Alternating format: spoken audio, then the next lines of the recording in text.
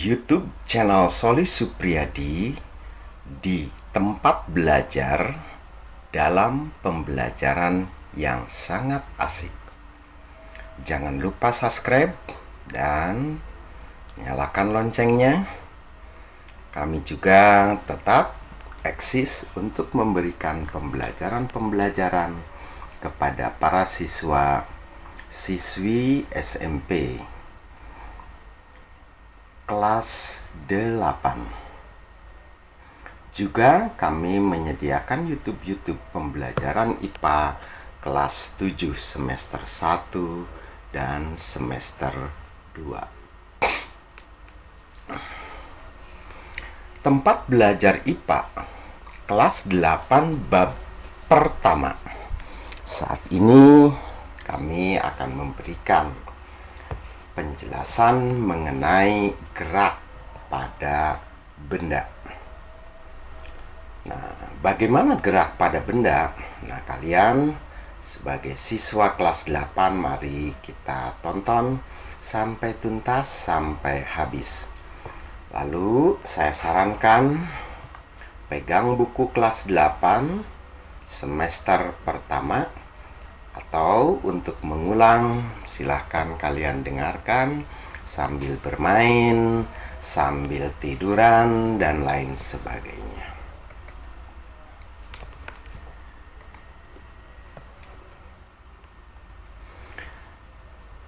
Nah, yang akan kita bahas saat ini adalah gerak pada benda. Di sini saya beri ilustrasi sebuah mobil yang sedang bergerak dan dua orang manusia yang sedang tarik tambang. Nah, gerakan-gerakan inilah yang terjadi pada benda. Mengapa beliau bisa bergerak? Nah, ini yang harus kita pelajari lebih mendalam. Misalkan, kalau kita ambil dari gambar tersebut adalah kita umpamakan letak rumah, letak sekolah, dan lintasan dari rumah ke sekolah. Nah, jadi yang saya kasih garis itu adalah lintasan, ya, begitu. Bagaimana cara mengukur jarak antara dua tempat, begitu kan ya? Nah, setiap hari kamu berangkat dari rumah ke sekolah. Pastilah setelah siang kamu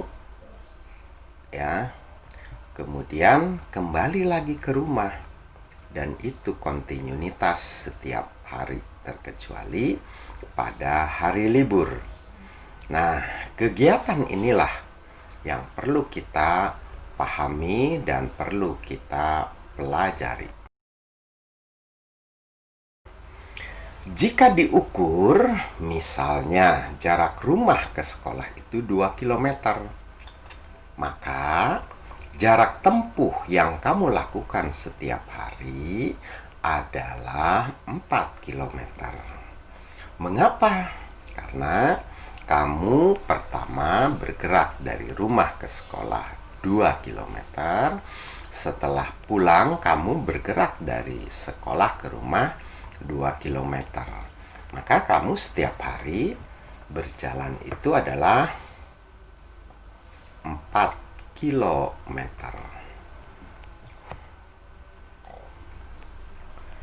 Namun, yang kamu harus pahami di sini, perpindahan yang kamu lakukan nilainya 0 km.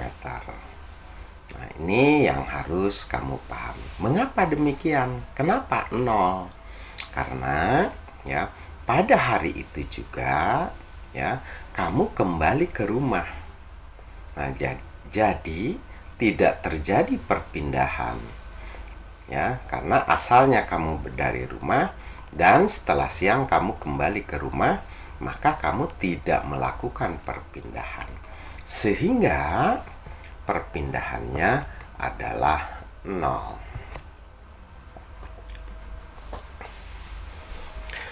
ada perbedaan, ya, perbedaan makna antara jarak dan perpindahan. Nah, di sini ya kamu yang harus bedakan apa yang disebut jarak dan apa yang dinamakan perpindahan.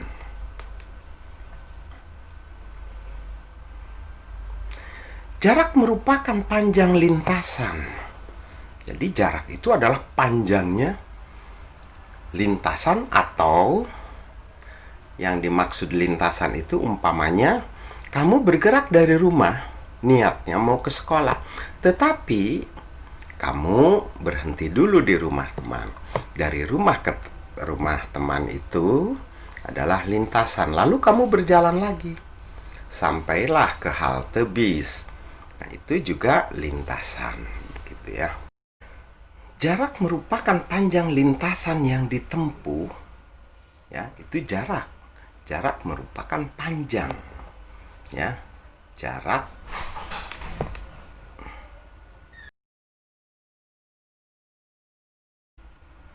jadi panjangnya lintasan itu yang kamu lakukan, yang kamu tempuh, itu namanya jarak.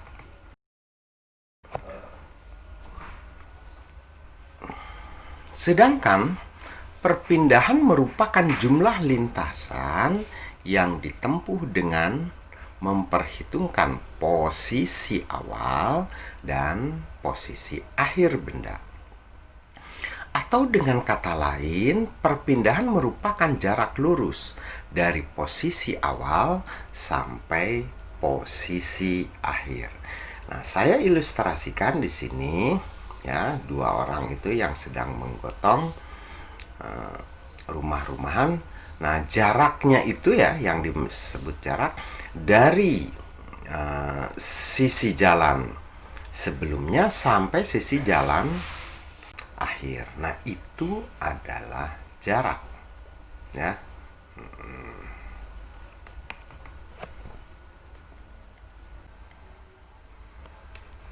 Sekarang pikirkan, seandainya perjalanan saat kamu pergi dari rumah ke sekolah menggunakan kendaraan umum. Nah, bukan jalan ya, tetapi menggunakan kendaraan umum. Nah, ada perbedaan enggak?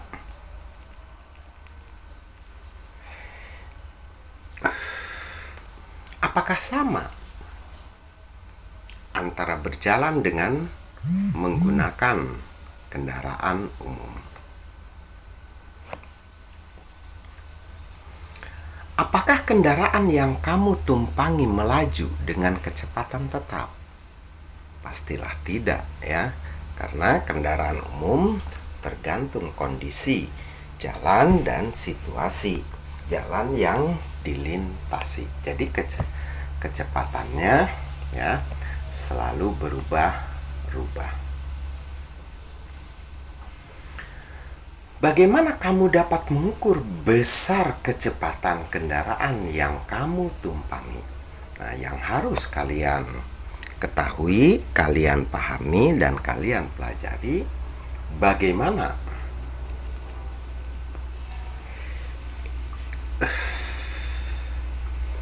mengukur kecepatan kendaraan yang kamu tumpangi tersebut. Untuk menjawab pertanyaan tersebut, mari kita bandingkannya dengan ilustrasi berikut. Seorang atlet berlari menempuh jarak 30 meter dalam waktu 6 detik.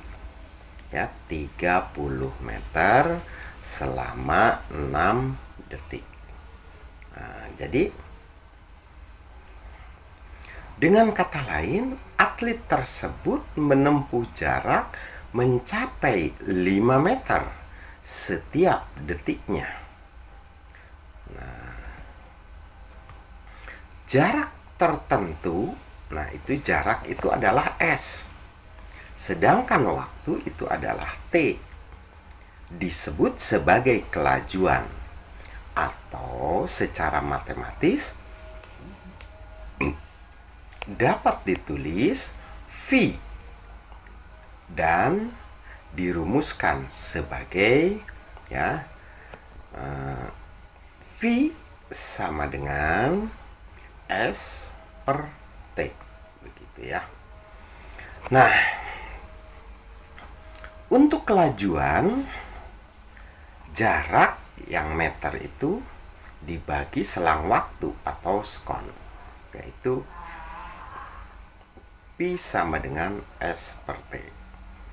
Sedangkan kecepatan adalah perpindahan atau meter dan selang waktu, ya, dimana V sama dengan perpindahan S per T, begitu ya.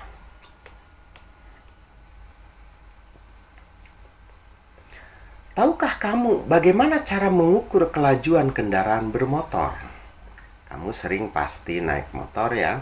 Bagaimana mengukur kelajuan ya pada kendaraan motor yang kamu tumpangi? Apakah benar dengan menggunakan speedometer? Ya, apakah betul speedometer yang dipasang pada motormu itu adalah sebagai alat ukur kelajuan?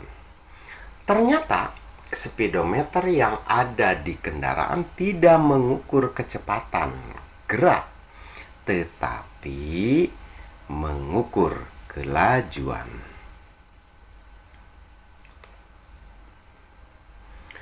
Angka yang ditunjukkan pada speedometer selalu berubah-ubah, ya, betul nggak?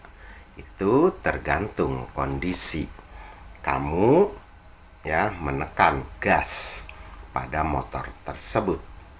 Speedometer ini menunjukkan kelajuan sesaat ya mobil yang sedang bergerak. Kalau mobil atau motor berhenti, maka speedometer juga akan turut berhenti. Berdasarkan pernyataan tersebut, dapatkah kamu mendefinisikan apa yang dimaksud dengan kelajuan sesaat? Ya. Nah, dapatkah kamu menentukan kelajuan sesaat mobil pada saat 2 detik, 4 detik, atau 8 detik? Berbeda dengan speedometer, biasanya mobil modern itu sudah menggunakan GPS ya. Nah, itu biasanya pada mobil-mobil yang sudah canggih. GPS itu adalah ya yang tertera pada gambar di layar kaca. Untuk menginformasikan letak, kecepatan, arah, dan waktu secara akurat, sebuah mobil melaju dengan GPS yang menunjukkan angka yang tetap 20 meter per sekon atau 72 km per jam. Begitu ya. Itu kalau menggunakan GPS. Tahukah kamu apa artinya? Nah, yang perlu kalian ketahui adalah artinya. Jika kelajuan mengukur jarak tempuh, maka kecepatan adalah V. Mengukur perpindahan adalah delta S. Gerak benda setiap waktu itu adalah T.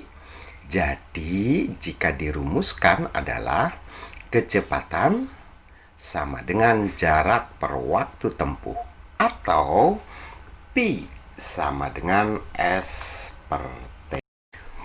Meskipun kelajuan dan kecepatan memiliki definisi konsep yang berbeda, namun pada gerak lurus, kecepatan dan kelajuan memiliki nilai simbol F seperti satuan yang sama M per S.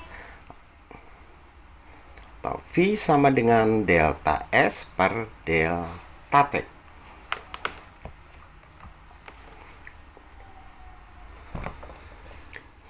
Kendaraan yang kamu tumpangi bergerak dengan kecepatan yang berubah-ubah setiap waktu pasti ya. Jadi kendaraan itu bergerak dalam selalu berubah rubah. Kita ambil contoh. Sebuah kendaraan menunjukkan mobil yang sedang bergerak menjauhi lampu merah. Lalu lintas akan pasti dipercepat. Jadi pengalaman kamu bisa ya. Jadi pada waktu lampu hijau itu menyala, maka ya kendaraan kamu pasti akan dipercepat. Menunjukkan mobil yang sedang bergerak menjauhi lampu merah. Lalu lintas akan dipercepat. Betul nggak?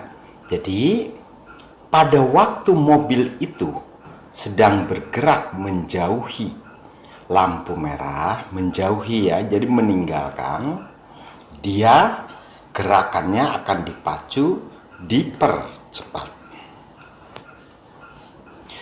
Percepatan atau perlambatan mobil tersebut dengan mudah dapat diamati dari adanya perubahan besar kecepatan mobil yang ditunjukkan oleh jarum speedometer atau angka yang muncul pada GPS.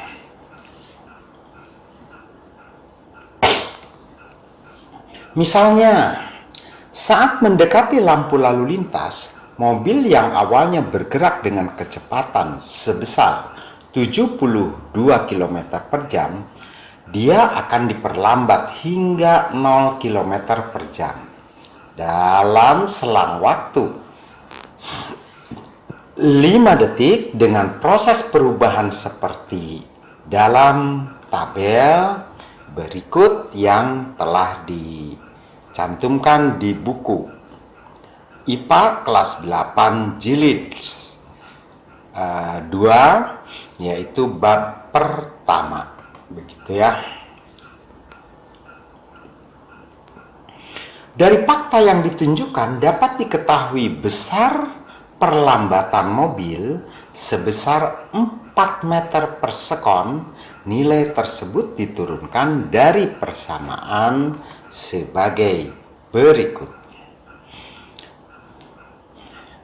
P0 adalah kecepatan awal 72 km per jam atau 72.000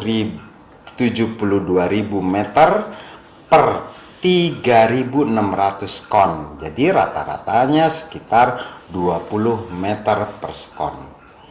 PT 0 km per jam berarti 0 meter per sekon, maka delta T adalah 5 sekon, begitu ya. Sampai di sini dulu ya. Terima kasih atas kunjungan di channel Soli Supriyadi. Semoga apa yang saya sampaikan bisa bermanfaat bagi kalian, dan mudah-mudahan apa yang telah saya sampaikan itu sangat dipahami oleh kalian. Jangan lupa subscribe ya, dan juga like kepada teman-teman. Kami akan hadir kembali pada tayangan di tempat belajar dengan materi yang lain. Sampai di sini.